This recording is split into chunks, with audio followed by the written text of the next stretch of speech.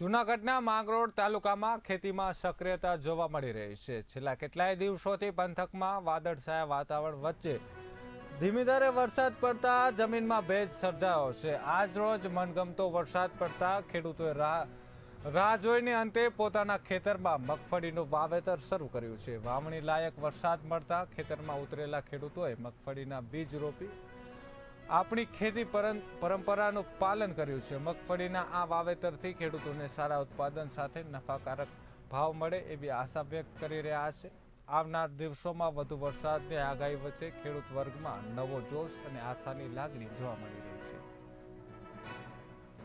8 દિવસથી વરસાદ ચાલુ છે અને અત્યારે બરફ મળેલ છે તો વાવણીના ખેડૂતોને પ્રવૃત્તિ કરેલ છે।